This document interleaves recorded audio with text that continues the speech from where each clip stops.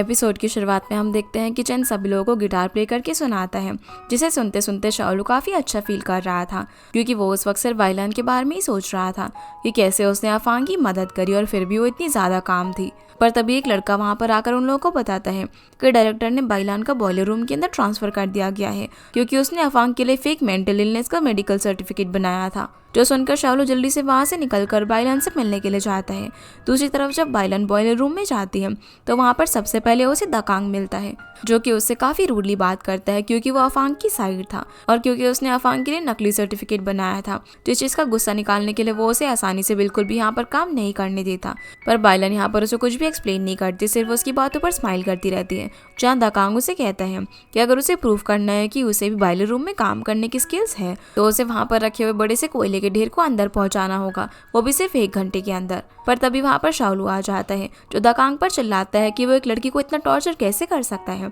अगर अब उसे बाइलान को परेशान किया ना तो उन लोगों में फिर से फाइट हो जाएगी। ये कहकर वो उसे डराता भी है, जिसकी वजह से दकांग वहां से भाग जाता है। शाओलू अब यहाँ पर बाइलान के हाथों को देखते हैं, जहाँ उसके ग्लव्स भी फटे हुए थे। वो उसे समझाता है कि उसे मेडिकल रूम में वापस चले जाना चाहिए, वो आखिर यहाँ पर क्या कर रही है, क्योंकि वो लोग यहाँ पर उसे बुली करेंगे। पर बाइलान उससे पूछती है कि क्या वो अफांग की मदद करके पछता रहा है, जिस पर शाओलू मना कर देता है। और बाइलान भी यही कहती है कि वो भी अफांग की हेल्प करके दुखी नहीं है, इसलिए उसे फर्क नहीं पड़ता कि अब उसे फायर कर दिया जाए या फिर बॉयलर रूम के अंदर भेज दिया जाए। और रही बात बुली होने की, तो तुम्हें लगता है कि कोई मुझे बुली कर सकता है? जिसकी ये बात सुनकर शाओलू स्माइल करने लगता है। इसके बाद जब वो फैक्ट्री में बैठा हुआ था तभी वहां पर चैन आता है, जो कि एक फैन को ठीक कर रहा था। वो शाओलू को बताता है कि कैसे वो वेस्ट मटेरियल से बहुत ही अच्छी चीजें बना लेता है। तभी शाओलू को उसके सामान में कुछ कपड़ों के टुकड़े मिलते हैं, तो वो उन्हें बाइलान के फटे हुए ग्लव्स में लगाने लग जाता है और चैन को उसे ठीक करने के लिए मदद मांगता है, जिसके लिए वो हाँ कर देता है। तभी वहां पर उनका एक और सबऑर्डिनेट, जिसका नाम दिबाओ है, वो शाओलू को अपने पास बुलाकर एक स्पेशल टी पिलाता है, जो कि बहुत ही टेस्टी थी। उस आइस टी को पीकर शाओलू को एक आइडिया आता है और वो यहाँ से चला जाता है। दूसरी तरफ हम देखते हैं कि शिनचुआन को उसके अंकल बहुत ज्यादा डांट रहे थे, क्योंकि अब भी शिनचुआन बाइलान की साइड ले रही थी। उसके अंकल यहाँ पर उसे ये भी कह देते हैं कि आज तक वो शिनचुआन का ख्याल रख रहे हैं, तो उसे उनका एहसान मानना चाहिए। जो सुनकर उसे गुस्सा आ जाता है और वो ये कहकर घर छोड़ देती है कि अब वो अपना ख्याल खुद रख सकती है और अब वो उनके घर में नहीं रहेगी। जिसके बाद वो यहाँ से बाहर चली जाती है। जो सारी बातें बाहर खड़े होकर गुआंग ने सुन ली थी। वो शिनचुआन को अपने साथ एक जगह पर लेकर चला जाता है, जहाँ वो उसे समझाने की कोशिश कर रहा था कि भले ही डायरेक्टर दिंग उसके अंकल है, लेकिन शिनचुआन उनसे अलग है और उसे कोई भी हेट नहीं करता है। जिस पर शिनचुआन उसे कहती है कि भले ही कुछ भी हो, पर शाओलू उसे पसंद क्यों नहीं करता है। तो गुआंग उसे बताता है कि अब भी उसके पास ऐसा कोई इंसान है जो कि उसे बहुत ही पसंद करता है, बस उसके नोटिस करने की देर है। जहाँ वो इनडायरेक्टली उसे उसके ऊपर ध्यान देने के लिए बोलता है, पर शिनचुआन उसे बोल देती है कि वो सिर्फ उसे अपना दोस्त मानती है और कुछ भी नहीं, तो वो उसका फायदा उठाना बंद कर दे। जो सुनकर वो उसे मजाक करने लग जाता है और बोलता है कि तुम ना अपने आप को कुछ ज्यादा ओवर एस्टिमेट कर रही हो, तुम उतनी भी प्रिटी नहीं हो, तुम ना इस सिटी के अंदर पूरे 3rd नंबर पे आती हो।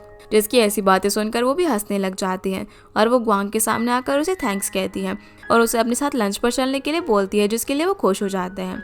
आगे हम देखते हैं कि शाओलू अपने घर पर होता है, जहाँ वो उस आइस टी को बनाने के लिए काफी सारे एक्सपेरिमेंट कर रहा होता है, अलग अलग इंग्रेडिएंट्स को मिक्स करके, ताकि उसे वही टेस्ट मिल सके जो चीज उसके मॉम डैड देख रहे होते हैं। डैड यहाँ पर मॉम से बोलते हैं कि जरूर शाओलू फैक्ट्री के लिए मेंटेनेंस डिपार्टमेंट से निकलकर फूड डिपार्टमेंट में जाने की तैयारी कर रहे हैं। पर उसकी मॉम उन्हें बताती है कि उनका बेटा अब बड़ा हो गया है और वो जरूर किसी को पसंद करता है, जिसके लिए वो ये सब कर रहा है। अगले दिन फिर शाओलू आइस टी और नए ग्लव्स लेकर बाइलान के पास जाता है, तो वो देखता है कि उससे पहले ही वहाँ पर सेक्रेटरी जी पहुँच गया होता है, जो बाइलान की यहाँ पर केयर करने का नाटक कर रहा था और उसे कहता है कि वो उसे जल्दी ही यहाँ से निकाल लेगा। पर बाइलान उसके अंदर बिल्कुल भी इंटरेस्ट नहीं दिखाती। तभी सेक्रेटरी जी उसे एक एनवेलप देकर वहाँ से चला जाता है। जैसे ही वो बाहर आता है तो शाओलू उसे सबक सिखाने के लिए इरिटेट करना शुरू कर देता है, जिससे बचकर वो यहाँ से भाग जाता है। जिसके बाद वो बाइलान के पास आकर उसे वो आइस टी पिलाता है, जो कि बाइलान को काफी ज्यादा पसंद आती है। तभी वो यहाँ पर उसे नए ग्लव्स देता है, जिसके लिए भी वो उसे थैंक यू बोलती है। तभी शाओलू यहाँ पर बाइलान से पूछने लग जाता है कि सेक्रेटरी जी ने तुम्हें एक एनवेलप दिया था ना। जो सुनकर बाइलान उसे परेशान करने लग जाती है कि वो भला उसके एनवेलप पे इतना इंटरेस्टेड क्यों है, कहीं उसे ये तो नहीं लग रहा कि उसने उसे लव लेटर दिया है। ये सुनकर शाओलू उसे समझाने लग जाता है कि सेक्रेटरी जी बहुत ही अजीब लड़का है, वह हर दूसरी ब्यूटीफुल लड़की को पसंद करने लग जाता है, तो बाइलान को उसे दूर ही रहना चाहिए। अब जैसे वो लोग यहाँ पर उसका एनवेलप खोलते हैं तो देखते हैं कि सेक्रेटरी ने यहाँ पर उसे एक होटल रूम का इन्विटेशन दिया हुआ था। ये देखकर शाओलू बाइलन को वहाँ पर जाने से मना करता है। तो बाइलन उसे इरिटेट करने के लिए कहती है कि वो भला उसके मना करने पर क्यों रुकेगी और वो उसकी बात क्यों माने। अब रात में हम देखते हैं कि सेक्रेटरी सी तैयार होकर होटल रूम में चला जाता है, जहाँ वो देखता है कि बाइलन वॉशरूम में नहा रही थी। ये देखकर वो काफ़ी ज़्यादा खुश हो जाता है। अब उसे अपनी मन की बात यहाँ पर बताने लग जाता है कि जब उसने उसे पहली बार देखा था तभी से वो उसे पसंद करने लगा। वो दोनों कितने ज़्यादा सेम और एकदम लोनली है। जो सुनकर बाइलन बाहर आने लग जाती है, लेकिन सेक्रेटरी जी गेट पर खड़ा हो जाता है। वो उसे बोलता है कि अभी मेरी बात कंप्लीट नहीं हुई है और आगे बताने लग जाता है कि वो उसे कितना ज़्यादा पसंद करता है, वो उसकी काफ़ी अच्छे से केयर करेगा। तो बाइलन का जवाब क्या है वो उसे बता दे। तभी वॉशरूम का दरवाज़ा खुलता है और उसके अंदर से बाइलन की जगह शाओलू बाहर निकलता है, जो उससे बोलता है मेरा जवाब हाँ है। जैसे यहाँ पर देखकर सेक्रेटरी जी तो एकदम शॉक ही रह गया था। शाओलू उसके पास आकर बोलता है कि वो तो कितना अच्छा है, उसने उसके लिए इतना अच्छा होटल बुक किया और यहाँ पर उसके लिए खाना भी लेकर आया है, जिस चीज़ के लिए वो उसे थैंक्स करना चाहता है। तो सेक्रेटरी जी उसे बोलता है कि वो सिर्फ जियांग की वजह से उसे परेशान नहीं करता है, वरना वो उसे फाइट कर सकता है। तो शाओलू उससे कहता है कि वो जियांग के बिना भी उससे फाइट कर सकता है और अगर वो टेस्ट लेना चाहता है तो अभी ले ले। ये सुनकर सेक्रेटरी जी वहाँ से भाग जाता है और जाते जाते ये कहता है कि वो इस बात का बदला उसे ज़रूर लेगा। उस वक्त शाओलू को काफ़ी रिग्रेट होगा। इसके बाद हम देखते हैं कि शाओलू वहाँ से बाइलन से मिलने के लिए जाता है, जहाँ वो उसे सब कुछ बता देता है, जो सुनकर बाइलन भी हंसने लग जाती है। दोनों फिर इसके बाद साथ में एक जगह पर खाना खाने के लिए जाते हैं और ड्रिंक भी करते हैं। फिर वो फैक्ट्री में आकर वहाँ पर काफ़ी चिल्लाते हैं और अपनी फ्रस्ट्रेशन निकाल कर एंजॉय कर रहे थे। पर तभी वहाँ पर सिक्योरिटी गार्ड आ जाते हैं, जिसे देखकर ये दोनों एक प्लांट के पीछे छुप जाते हैं, जहाँ शाओलू का हाथ गलती से बाइलन की शोल्डर पर चला जाता है। पर बाइलन ये चीज़ नोटिस करके भी उसे कुछ नहीं कहती और उसे स्माइल करती रहती है। शाओलू फिर उसे फैक्ट्री के गार्डन में लगे फाउंटेन्स दिखाने के लिए लेकर जाता है, जहाँ पर दोनों काफ़ी इंजॉय कर रहे थे और खुश होते हैं। पर अब वो डॉम में नहीं जा सकते थे, इसीलिए ये लोग सेक्रेटरी जी की बुक किए होटल रूम के अंदर चले जाते हैं, जहाँ शाओलू नशे में अपने दिल की बात बाइलन को बताने लग जाता है कि सभी लोग कैसे बाइलन को गलत समझते हैं, पर वो जानता है कि वो कैसी लड़की है। वो अकेले होने की वजह से बस खुद को प्रोटेक्ट करने के लिए इतना रूड बिहेव करती है और वो उसे काफ़ी ज़्यादा पसंद करता है, क्योंकि वो बहुत ही ब्यूटीफुल और बहुत ही स्ट्रॉन्ग है। जो सुनकर बाइलन उसे किस करके वहाँ से जाने लगती है, पर शाओलू उसे रोक कर वापस से किस करने लग जाता है। अगले दिन अब जब शाओलू की आँख खुलती है तो वो बेड पर अकेला होता है। उसने ठीक से कपड़े भी नहीं पहने हुए थे और बाइलन भी यहाँ से जा चुकी थी। ये सुनकर वह हैरान हो जाता है कि आखिर कल रात यहाँ पर क्या हुआ है। फिर वो रेडी होकर फटाफट से फैक्ट्री चला जाता है, जहाँ पर बाइलन उससे कुछ दूर बैठी हुई थी और वो उसे देखकर स्माइल कर रही थी। तभी वहाँ पर गुआंग आ जाता है, जो कि शाओलू से पूछता है कि वो रात को डॉम में क्यों नहीं आया, जिस पर शाओलू उसे कुछ भी नहीं बताता। पर गुआंग उसे बता देता है कि कल रात वो भी शिनजुआन के साथ गेस्ट हाउस में रुका हुआ था, क्योंकि शिनजुआन को घर से निकाल दिया गया है। जो सुनकर शाओलू उससे पूछता है कि अगर वो शिनजुआन के साथ था तो क्या उनके बीच में कुछ हुआ। इस पर गुआंग उसे मना कर देता है और कहता है कि वो उसे प्रपोज करने से पहले या फिर अपनी फीलिंग कन्फेस करने से पहले ऐसा कुछ भी नहीं करेगा।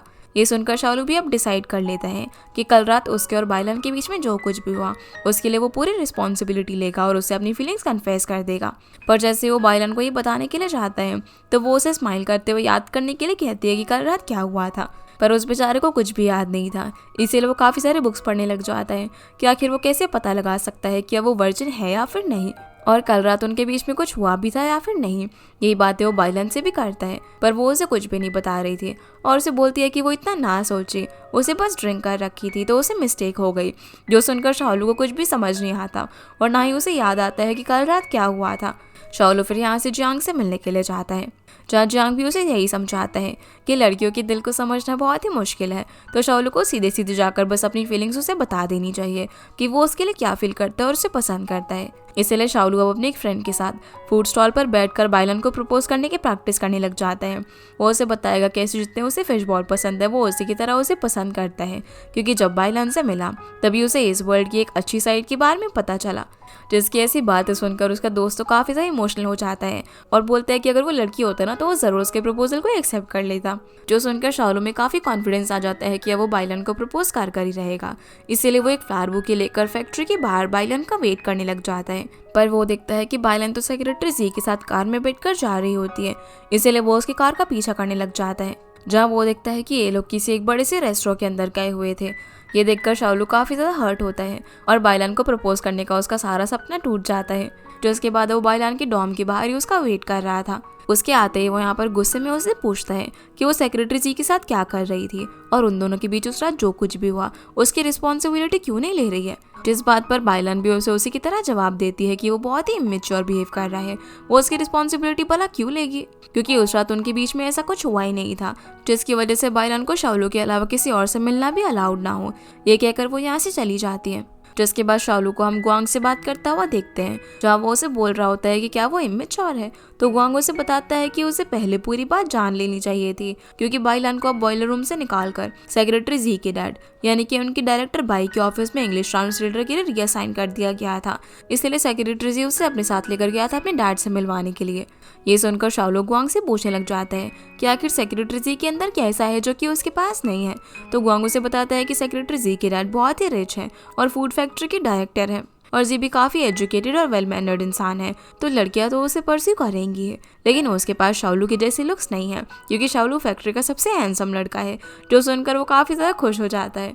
जिसके बाद हम देखते हैं कि बाइलान के काम से डायरेक्टर बाई काफ़ी ज़्यादा खुश होते हैं और वो उसे बोलते हैं कि भले ही फूड फैक्ट्री में काम कर रही है, पर वो चाहते हैं कि वो उनके ऑफिस में काम करे, जो सुनकर बाई भी काफ़ी ज़्यादा खुश हो जाती है। अब वो जैसे ही बाहर आती है तो उसे सेक्रेटरी जे मिलता है, जो कि उसे उस होटल वाले दिन के लिए सॉरी कहता है और बताता है कि उसके इंटेंशन बिल्कुल भी गलत नहीं थे और ना ही वो ये जानता था कि शाओलू वहाँ पर आकर सब कुछ बिगाड़ देगा। इस पर बाइलान कहती है कि शाओलू को भेजने का आइडिया उसी का था। तभी सेक्रेटरी जी उससे बताता है कि उससे अपने डैड से कहकर बाइलान को वहाँ पर ट्रांसलेटर की जॉब के लिए बुलवाया है और उसके डैड जल्दी एक स्कॉलरशिप भी अनाउंस करने वाले हैं, जिसका सिर्फ एक ही स्लॉट है और उस एग्जाम को पास करने के बाद वो एक परमानेंट ट्रांसलेटर बन सकती है, जिस सबके अंदर वो उसकी पूरी मदद करेगा। ये सुनकर बाइलान उसे जवाब देती है कि उसने ऑफिस के बाहर बोर्ड पर इंग्लिश ट्रांसलेटर का नोटिस पढ़ा था और उसने खुद ही उस वैकेंसी के लिए आगे आकर रिज्यूमे दिया था। उसी वजह से उसका सिलेक्शन हुआ ताकि वो डायरेक्टर बाई की ट्रांसलेटर बन सके। इस समय तुमने मेरे लिए क्या किया? और जो एग्जाम इंग्लिश ट्रांसलेटर के लिए होने वाला था उसके लिए भी बाइलान खुद अपनी कैपेबिलिटी से तैयारी कर सकती थी, उसमें उसे उसकी कोई भी जरूरत नहीं थी। ये कहकर वो यहाँ से चली जाती है। जिसके बाद हम देखते हैं कि शाओलू के डैड घर में किचन में काम कर रहे होते हैं, जहाँ जैसे ही देखते हैं कि शाओलू भी वहाँ पर आया है तो वो उसे काम बताकर खुद न्यूज़पेपर पढ़ने लग जाते हैं। लेकिन जैसे ही मॉम वहाँ पर आती है तो वो खुद ही काम करने लग जाते हैं, जो देखकर शाओलू अपने डैड से पूछता है कि आप मॉम से इतना डरते क्यों हो? तो डैड उसे बोलते हैं कि वो उसकी मॉम से नहीं डरते, बल्कि वो उनकी रिस्पेक्ट करते हैं, इसीलिए वो ऐसा बिहेव करते हैं ताकि उसकी मॉम को खुशी मिले ये सब देखकर। और एक तरीके से ये उनके केयर जताने का तरीका है।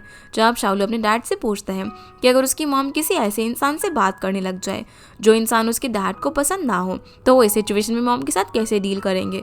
इस पर डैड कहते हैं कि अगर मॉम किसी ऐसे इंसान से बात भी करेंगे तो वो उनसे बहुत ही शांत होकर बिहेव करेंगे और उन्हें समझने की कोशिश करेंगे। वो ना तो उन पर चिल्लाएंगे और ना ही उनकी डिसरिस्पेक्ट करेंगे। पर तभी शाओलू की मम्मी ये सब सुनते हुए बाहर आ जाती है। वो शाओलू को यहाँ पर समझाती है कि वो जिसे भी डेट कर रहा है उस पर शाओलू को ट्रस्ट करना चाहिए, और अगर उसे लग रहा है कि वो लड़की कुछ गलत कर रही है तो उसे बहुत ही शांत दिमाग से उसे पूछना चाहिए, ना ही उस पर चिल्लाना चाहिए, क्योंकि एक रिलेशनशिप में ट्रस्ट सबसे ज़्यादा इंपॉर्टेंट होता है। अगले दिन अब शाओलू, गुआंग और जेन मिलकर लंच कर रहे होते हैं, जहाँ वो देखते हैं कि बाइलान उन्हीं की कैंटीन में लंच करने के लिए आती है।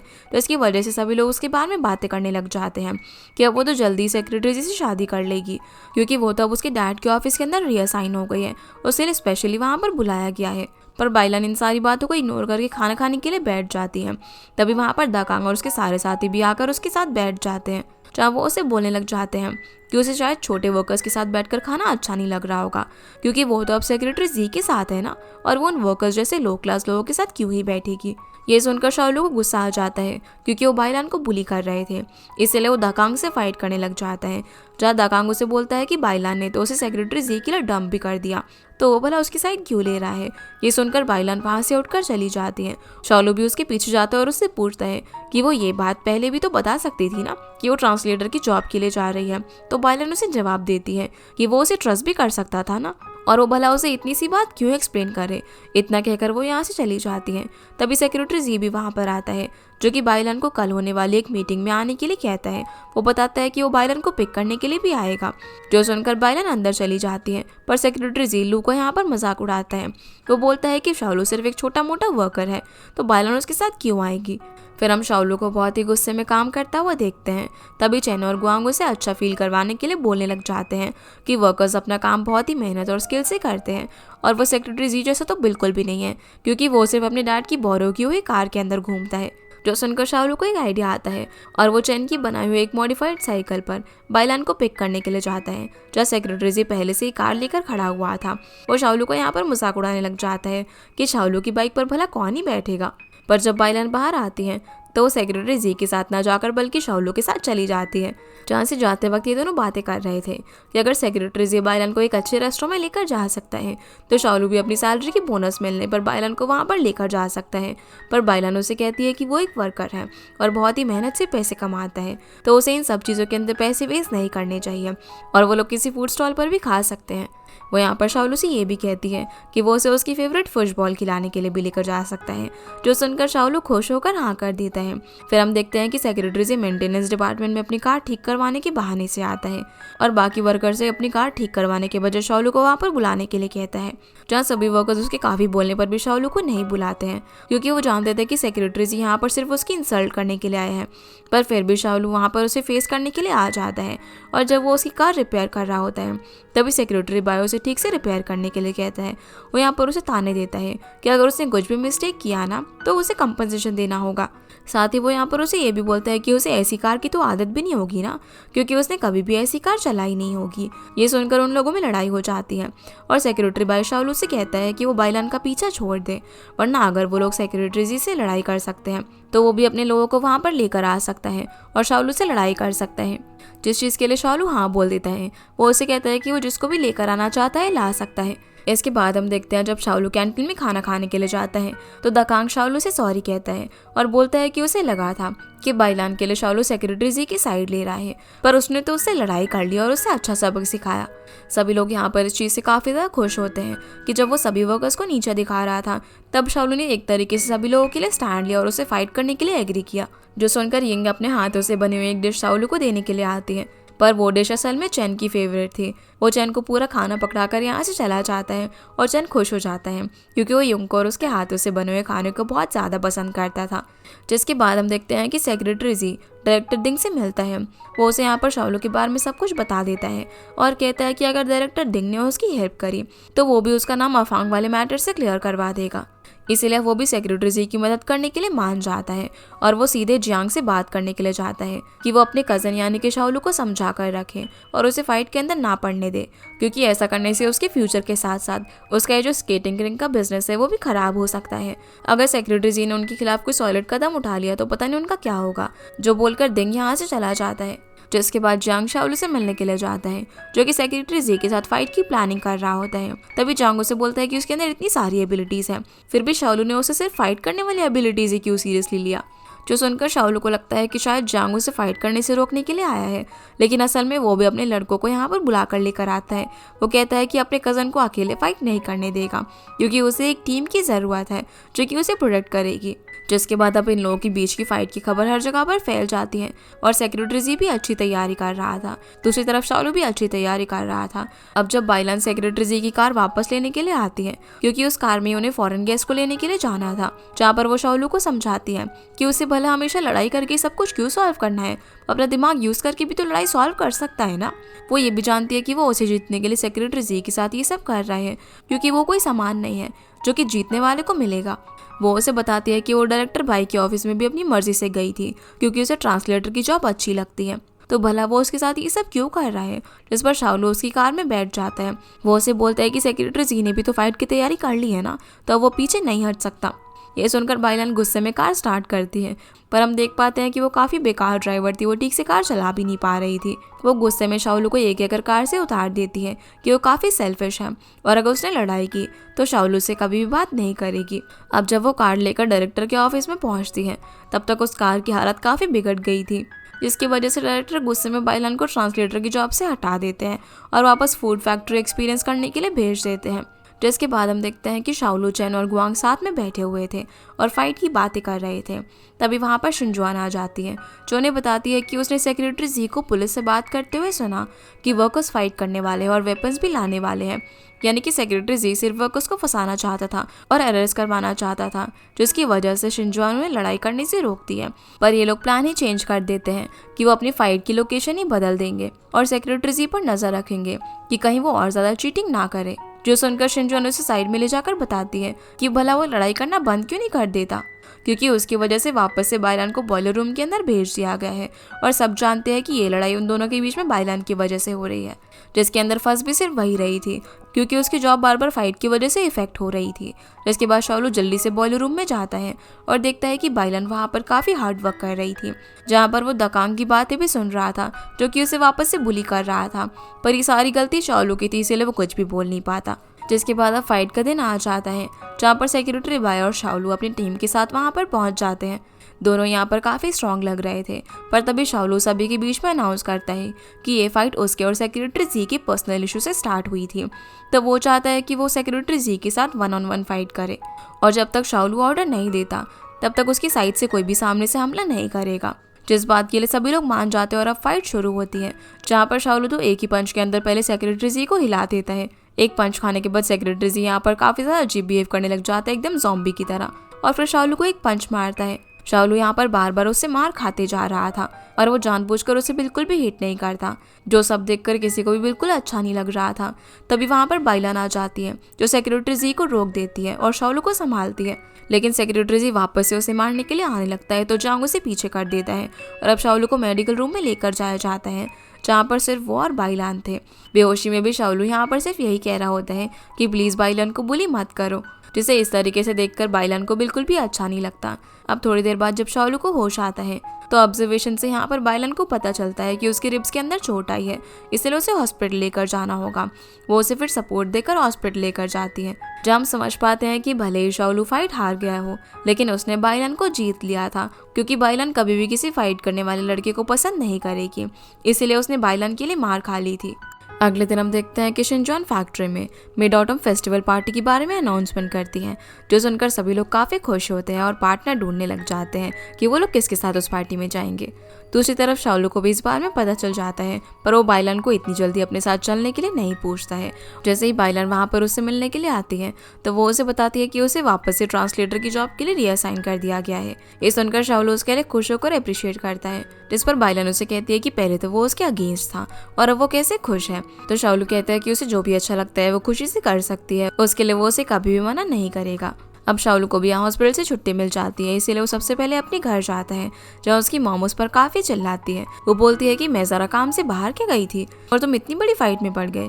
तभी वहाँ पर शाओलू से मिलने के लिए शिनजॉन और यंग आती है, क्योंकि वो दोनों ही उसे पसंद करती थी। शिनजॉन यहाँ पर उसके लिए कैल्शियम सप्लीमेंट्स वगैरह लेकर आई थी, पर यंग यहाँ पर आकर उसके लिए 2 चिकन्स को पकड़ कर लेकर आई थी ताकि वो इन्हें खाकर जल्दी से हेल्दी हो सके। ये बोलकर वो उन चिकन को घर के अंदर ही छोड़ देती है, जिससे कि सभी लोग उसे पकड़ने लग जाते हैं। और मॉम यहाँ पर इन दोनों को देखकर तो काफ़ी खुश हो रही थी। वो यहाँ पर डैड से पूछते हैं कि उन दोनों में से कौन सी लड़की शाओलू के लिए सही रहेगी। दूसरी तरफ हम सेक्रेटरी जी को देखते हैं, जो कि अपनी मॉम से मिलने के लिए चाहता है। वो उनसे अपनी एक फ्रेंड यानी कि बायलान को मिड ऑटम फेस्टिवल पार्टी में लाने के लिए पूछता है, क्योंकि उनकी एक पार्टी थी जिसके अंदर काफ़ी बड़े बड़े लोग आने वाले थे, इसलिए बाहर से किसी को भी बिना इन्विटेशन के आना अलाउड नहीं था। इसीलिए वो अपनी मॉम को भी एक इन्विटेशन देने के लिए बोलता है। साथ ही वो यहाँ पर उन्हें खुश करने के लिए चॉकलेट भी देता है, पर उसकी मॉम उस पर ध्यान ही नहीं देती और कहती है कि इस बार में उसे अपने डैड से बात करनी चाहिए, क्योंकि वो लोग कोई ऑर्डिनरी फैमिली नहीं है जो कि किसी को भी वो पार्टी के अंदर लेकर आ सकता है। पर वो अपने डैड से इस बार में डिस्कस नहीं करना चाहता था, इसलिए वो मॉम को ही मनाने की कोशिश करता है, जो सुनकर वो उसे बोलती है कि अगर वो अपनी गर्लफ्रेंड को पार्टी में लेकर आना चाहता है तो पहले वो उसे उसके पास लेकर आए उससे मिलवाने के लिए। वो देखना चाहती है कि वो उनकी फैमिली के लिए सूटेबल है भी या फिर नहीं, जिस पर वो कहता है कि वो फिलहाल तो उसकी गर्लफ्रेंड नहीं है, लेकिन फ्यूचर में ज़रूर बन जाएगी और उन्हें इतना ज़्यादा जल्दबाजी नहीं करनी चाहिए उससे मिलने के लिए, उसे वो लोग ऐसा फ्रेंड ट्रीट करें। ये बोलकर अपनी मॉम को मनाने लग जाता है और उन्हें यहाँ पर समझाता है कि अब उन्हें गेस्ट हाउस में ना रुककर घर पर चले जाना चाहिए, क्योंकि उसके डैड भी वहाँ पर उनका वेट कर रहे थे। जिस पर उसकी मॉम गुस्से में बोलती है कि वो बड़ों की लड़ाई के बीच में इंटरफेयर ना करे, जिसकी वजह से वो नाराज होकर यहाँ से चला जाता है। जो सब देखकर हम समझ पाते हैं कि उसके पेरेंट्स हमेशा से ही लड़ाई करते रहते थे और वो इस सब की वजह से कभी भी जी पर ठीक से ध्यान नहीं देते थे। दूसरी तरफ शाओलू की मॉम उसे लेकर एक रेस्टोरेंट में जाती है और उसे बताती है कि आज उसने उस लड़की को यहाँ पर इन्वाइट किया है जिसे वो बहुत टाइम से पसंद करता है। जिससे शाओलू को लगता है कि उसकी मॉम को पता लग गया है कि वो बायलान को पसंद करता है, लेकिन जैसे उसकी मॉम उस लड़की को डिनर टेबल पर बुलाती है तो वो असल में शिनजॉन थी। शाओलू की मॉम बताती है कि ये सभी आंटी डोंग से उसे पता चला कि कैसे वो और शाओलू एक ही स्कूल के अंदर पढ़े हैं, और वो डॉम में शाओलू से मिलने के लिए भी चाहती है। जो सारी बातें सुनकर बेचारा शाओलू तो काफ़ी ज़्यादा परेशान हो जाता है। दूसरी तरफ हम देखते हैं कि डायरेक्टर दिन बायलान को भी उसी रेस्टोरेंट में लेकर आया होता है सेक्रेटरी जी की मॉम से मिलवाने के लिए, पर वो उसे यहाँ पर बहाना करके लेकर आया हुआ था। बाइलान के आते ही जी यहाँ पर उसकी तारीफ करना शुरू कर देते हैं कि वो एक बहुत ही अच्छी यूनिवर्सिटी से ग्रेजुएट है, तो उसकी मॉम उससे इम्प्रेस हो जाती है। अब बाइलान यहाँ पूरी सिचुएशन समझ गई थी, इसलिए वो उसकी मॉम को पूरी सच्चाई बताने लग जाती है कि कैसे वो यूनिवर्सिटी ग्रेजुएट तो है लेकिन उसके पास डिग्री नहीं है, क्योंकि उसने स्कूल में अपने प्रिंसिपल को मारा था, इसी वजह से उसने उसे डिग्री नहीं दी। वहीं शाओलू की मॉम कुछ ज्यादा ही आगे बढ़ने लग जाती है। वो शाओलू को कहती है कि उसे शिनजुआन को मिड ऑटम फेस्टिवल पार्टी में लेकर जाना चाहिए। तो यहाँ पर उन्हें शाओलू सब कुछ बता देता है कि जिस लड़की को वो पार्टी में बुलाना चाहता है वो शिनजुआन नहीं है, और शिनजुआन को तो ग्वांग लाइक करता है, और शिनजुआन जो उसके डॉम में मिलने के लिए आती है ना, वो उसके लिए नहीं बल्कि ग्वांग के लिए आती है। अब जैसे शिनजुआन को पता चलता है कि वो उसे पसंद नहीं करता, तो वो अपसेट होकर यहाँ से चली जाती है। जो सुनकर शाओलू की मॉम उसे भी उसके पीछे जाने के लिए बोलती है। जब वो उसके पीछे जा रहा था तभी वो एक रूम से बाइलान की आवाज़ आते हुए सुन लेता है, इसलिए वो वहीं पर रुककर उनकी बातें सुनने लग जाता है, जहाँ जी अपनी मॉम के सामने कह रहा होता है कि बाइलान काफ़ी ज़्यादा इंटेलिजेंट और हार्ड वर्किंग लड़की है, क्योंकि वो फैक्ट्री में भी बहुत ही अच्छा काम कर रही है। इस पर बाइलान खुद ही उन्हें बता देती है कि उसे बॉयलर रूम भेज दिया गया है, क्योंकि उसने अफांग के केस में फेक मेंटल सर्टिफिकेट बनाया था, वो भी जी के कहने पर। ये सुनकर उसकी मॉम थोड़ी सी गुस्सा हो जाती है। वो बाइलान को बोलती है कि उनकी फैमिली पूरी फ्यूचरिंग सिटी के अंदर बहुत ही रिस्पेक्टेड फैमिली है, तो बाइलान जैसी लड़की जिसका पास्ट इतना ज़्यादा खराब है, वो लोग उसे अपनी पार्टी के अंदर भला कैसे इन्वाइट कर सकते हैं। जिस बात का बाइलान तो कुछ भी जवाब नहीं देती, पर उसकी इंसल्ट होता हुआ देखकर शाओलू अंदर आ जाता है।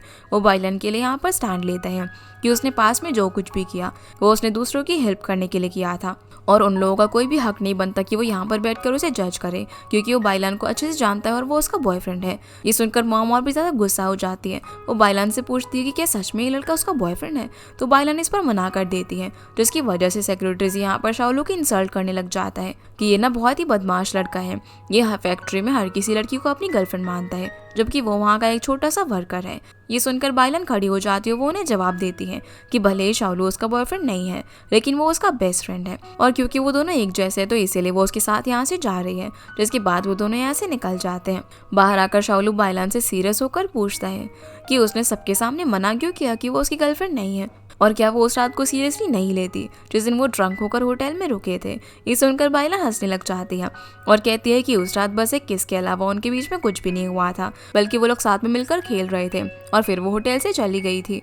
जो बात शाओलू अब ग्वांग से मिलकर उसे बताता है, जहाँ ये दोनों साथ में ड्रिंक कर रहे होते हैं। जो सुनकर ग्वान बोलता है कि कम से कम बाइलान ने उसे किस तो किया ना, पर शिनजुआन को वो इतने टाइम से पसंद करते हैं और वो आज तक उसका हाथ भी नहीं पकड़ पाया है। ये दोनों फिर यहाँ से डॉम जाने के लिए निकल जाते हैं, जहाँ वो देखते हैं कि शिनजुआन बाहर ही उनका वेट कर रही थी। वो यहाँ पर ग्वांग को मिड ऑटम फेस्टिवल पार्टी में उसका पार्टनर बनने के लिए इन्वाइट करती है। जो सुनकर वो काफ़ी सरप्राइज हो जाते हैं और खुशी खुशी हाँ बोल देता है। जिन दोनों को ऐसे देखकर शाओलू को भी उसके लिए काफ़ी खुशी होती है, पर अब बस शाओलू को ही पार्टनर मिलना बाकी था। दूसरी तरफ बाइलान शाओलू के बारे में ही सोच रही थी, क्योंकि उसने आज उसे पार्टी में आने के लिए पूछा था, पर उस वक्त उसने उसे कोई भी जवाब नहीं दिया था। अगले दिन हम देखते हैं कि चैन भी अपनी दिल की बात बताने के लिए यिंग के लिए एक लव लेटर लिख रहा होता है, ताकि वो पार्टी में उसे साथ में आने के लिए पूछ सके। पर तभी यिंग वहाँ पर एकदम से आ जाती है, जिसे देखकर चैन वो लव लेटर टिफिन बॉक्स के अंदर छुपा देता है, पर वो बॉक्स असल में यिंग का था, जो कि उसे वहाँ पर लेने के लिए आई थी। जैसे ही वो उस बॉक्स को खोलती है तो उसके अंदर लव लेटर मिलता है, जिसे पढ़कर उसे लगता है कि ये उसे शाओलू ने लिखा है। इसीलिए वो काफ़ी ज़्यादा खुश हो जाती है और चैन को हक कर लेती है। पर बेचारा चैन काफ़ी दुखी होता है, क्योंकि वो अपनी फीलिंग्स उसे नहीं बता पाया था। यिंग यहाँ पर अब सोचने लग जाते हैं कि उसे तो कभी भी डांस नहीं किया है, तो वो सबके सामने शाओलू के साथ भला डांस कैसे करेगी। तो चैन बोलता है कि तुम चिंता मत करो, मैं तुम्हें डांस सिखाऊंगा। जो सुनकर वो काफ़ी खुश हो जाती है। फिर दोनों साथ में काफ़ी इंजॉय करते हैं और वो उसे डांस सिखा रहा था। इसके बाद अब पार्टी का दिन आ जाता है, जहाँ पर सभी लोग अपने पार्टनर्स के साथ स्केटिंग रिंग में पहुँच जाते हैं। पर वहाँ पर शाओलू बाइलान का ही बाहर खड़े होकर इंतजार कर रहा था, जहाँ जियांग उसके पास आकर उससे पूछता है कि क्या उसने बाइलान को डांस में आने के लिए पूछा भी था। तो शाओलू बताता है कि उसने एक बार पूछ लिया था। इस पर जियांग उसे समझाता है कि अगर वो सच में किसी लड़की को पसंद करता है तो उसे अपनी ईगो को साइड में रखना होगा, क्योंकि इसी गलती की वजह से जियांग अभी तक सिंगल था और उसे कोई भी नहीं मिली थी। जो बात शाओलू समझ जाता है और वो बाइलान को बुलाने के लिए जाने वाला था, पर तभी वो देखता है कि वो सेक्रेटरी जी के साथ कहीं पर गाड़ी में बैठकर जा रही थी।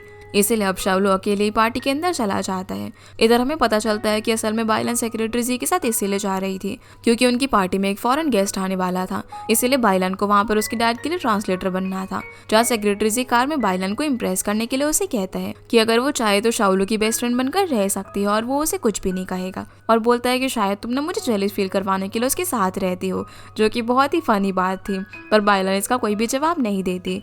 इसके बाद अब हम पार्टी में देखते हैं कि जियांग सभी सभी के सामने पार्टी की अनाउंसमेंट कर रहा होता है, पर तभी उसके सामने एक लड़की आती है जिसे देखकर वो बेचारा कुछ बोल ही नहीं पाता। उन दोनों को देखकर लग रहा था कि वो पहले से एक दूसरे को जानते हैं, इसलिए वो स्टेज से उतरकर फटाफट यहाँ से चला जाता है। पर फिर अब पार्टी शुरू होती है, जहाँ हम देखते हैं कि ग्वांग और शिनजुआन एक दूसरे के साथ काफ़ी अच्छा डांस परफॉर्म करते हैं। दोनों साथ में यहाँ पर काफ़ी ज़्यादा खुश भी थे। दूसरी तरफ यिंग शाओलू के पास आती है और कहती है कि उसे उसका लेटर बहुत ही पसंद आया। उसे नहीं पता था कि शाओलू ऐसा भी लिख सकता है, तो वो उसके डांस फ्लोर पर वेट कर रही है। ये कहकर वो यहाँ से चली जाती है, पर वो बेचारा इधर काफ़ी कंफ्यूज हो जाता है कि उसने तो कोई भी लेटर नहीं लिखा, तो यिंग भला किस बारे में बात कर रही है। तब यहाँ पर शाओलू को पता चलता है कि डांस कॉम्पिटिशन के उन्होंने प्राइजेस भी रखे हुए हैं और थर्ड प्राइज में एनिमल क्रैकर्स नाम का एक कुकी बॉक्स होता है, जो देखकर उसे यहाँ पर बाइलान की याद आ जाती है कि बचपन में जब वो ऑर्फनेज में थी तो जो बच्चे डिसिप्लिन से रहते थे उन्हें वो कुकीज़ दिए जाते थे, पर बाइलान को वो कुकी कभी भी नहीं मिली। जब उसने बाकी बच्चों से लड़ाई करके वो कुकीज़ लेने की कोशिश की तब उसके हाथ सिर्फ टूटे हुए पीसेस लगे। ये सब याद करके वो थोड़ी सी दुखी हो जाती है, पर अब शाओलू समझ चुका था कि उसे बाइलान के लिए क्या करना है, इसलिए वो उस कुकी के पैकेट को लेकर बाइलान को ढूंढने के लिए चला जाता है। इसी बीच हम ग्वांग और शिनजुआन को बैठा हुआ देखते हैं, जहाँ पर शिनजुआन थोड़ी सी सैड होती है क्योंकि वो इतने अच्छे से ड्रेसअप होकर आई थी, फिर भी शाओलू ने उसे देखा तक नहीं। जो देखकर ग्वांग उसे समझाता है कि वो बहुत ही ब्यूटीफुल है और वो तो हमेशा से ही उसे अपनी गर्लफ्रेंड बनाना चाहता है। तो ज़रूरी नहीं है कि अगर उसे शाओलू पसंद नहीं करता है तो वो ब्यूटीफुल नहीं है, बल्कि वो फूचेंग की सबसे ब्यूटीफुल लड़की है। इतना कहकर ग्वांग उसे प्रपोज भी कर देता है, पर शिनजुआन उसे मना कर देती है। वो बोलती है कि वो हमेशा से पढ़ाई के अंदर भी अच्छी रही और वो इतनी ब्यूटीफुल है, इसीलिए वो एक हैंडसम लड़की को ही अपना बॉयफ्रेंड बनाना चाहती है। तो वो भला उसके साथ कैसे हो सकती है, क्योंकि उसके पास उसे रखने के लिए घर भी नहीं है। जिसकी ये बात सुनकर ग्वांग को भी गुस्सा आ जाता है, वो बहुत ज़्यादा हर्ट होता है। दूसरी तरफ बाइलान को सेक्रेटरी जी से पता चलता है कि वो शाओलू को बहुत ही ज़्यादा हेट करता है और जिस दिन उनकी फाइट हुई थी उससे पहले शाओलू ने उसके साथ आकर एक डील की थी कि वो बाइलान को बॉयलर रूम से वापस निकाल ले और उसे ट्रांसलेटर की जॉब के लिए रीअसाइन कर ले, जिस पर जी ने उसे बोला था कि वो ये काम तो कर देगा, लेकिन अब उसने फाइट के बारे में अनाउंस कर दिया है तो वो ऐसे पीछे नहीं हट सकता। इसलिए शाओलू जानबूझकर उस फाइट के अंदर हार गया था। वो यहाँ पर बाइलान को ये भी बोलता है कि वो जानता है कि उस जैसी लड़की कभी भी शाओलू जैसे एक छोटे वर्कर के पास नहीं जाएगी और आखिर में उसे उसी के पास आना पड़ेगा। ये सुनकर बाइलान को सेक्रेटरी पर बहुत ज़्यादा गुस्सा आता है। वो उसके फेस पर एक मिरर से मारकर वहाँ से भाग जाती है। बाहर शाओलू गार्ड से रिक्वेस्ट कर रहा था कि वो लोग उसे अंदर जाने दे, क्योंकि वो सिर्फ यहाँ पर बाइलान को ले जाने के लिए आया था, पर तभी बाइलान खुद ही बाहर आ जाती है। वो शाओलू का हाथ पकड़कर उसे यहाँ से भागते हुए लेकर चली जाती है। सीन अब यहाँ से यिंग पर आता है, जिसका कोई भी पार्टनर नहीं था, क्योंकि शाओलू तो पार्टी से भाग गया था और ना ही उसको डांस आता था, इसलिए वो थोड़ी सैड हो जाती है। पर तभी जियांग के अनाउंस करने पर चैन सभी के सामने आकर यिंग को चेयर अप करता है, उसके साथ यहाँ पर डांस भी करता है, जिससे कि यिंग बहुत ज़्यादा खुश होती है और वो उसे गले लगा लेती है। ये देखकर चैन काफ़ी सरप्राइज हो जाता है। यहाँ से फिर हम बाइलान और शाओलू को देखते हैं, जहाँ बाइलान उससे पूछ लेती है कि क्या वो उसे सच में जी को नहीं हरा सकता था, क्योंकि वो सब कुछ जान चुकी है। तो शाओलू स्माइल करने लग जाता है, उसे मजाक में कहता है कि सच में वो उसे नहीं हरा पाया था। फिर वो यहाँ पर उसे वही एनिमल क्रैकर कुकी का पैकेट देता है और एक लास्ट बार उससे पूछता है कि क्या वो उसके साथ डांस पार्टी में चलेगी। वो ये सब देखकर काफ़ी इमोशनल भी हो गई थी और कहती है कि अभी भी देर नहीं हुई है, वो जल्दी ही पार्टी में पहुँच सकते हैं। जिसके बाद दोनों वहाँ पर भागते हुए पहुँच जाते हैं, जहाँ सब लोग तो वहाँ से जा चुके थे, पर फिर भी वो दोनों एक दूसरे के साथ डांस करते हैं। जहाँ शाओलू बाइलान से प्रॉमिस करता है कि वो कभी भी उसे अकेला नहीं छोड़ेगा, और क्योंकि वो अपना पहला मिड ऑटम फेस्टिवल सेलिब्रेट कर रही है, क्योंकि बाइलान के पेरेंट्स की बचपन में ही डेथ हो गई थी, जिसके बाद उसे ऑर्फनेज में भेज दिया गया। वहाँ पर उसने कभी भी ये फेस्टिवल सेलिब्रेट नहीं किया था। शाओलू उसे बोलता है कि अब वो हमेशा से ये फेस्टिवल सभी लोगों के साथ ही सेलिब्रेट करेगी, क्योंकि अब शाओलू हर फेस्टिवल पर उसके साथ रहेगा। जो सुनकर बाइलान स्माइल करती है और इसी के साथ ये एपिसोड यहीं पर खत्म हो जाता है। तो गाइस, ये थी आज की वीडियो एंड आई होप आप लोगों को ये वीडियो पसंद आई होगी, तो इस वीडियो को लाइक कर चैनल को सब्सक्राइब जरूर कीजिएगा। आपसे फिर मिलते हैं इस ड्रामा के अगले एपिसोड में, तब तक के लिए गुड बाय।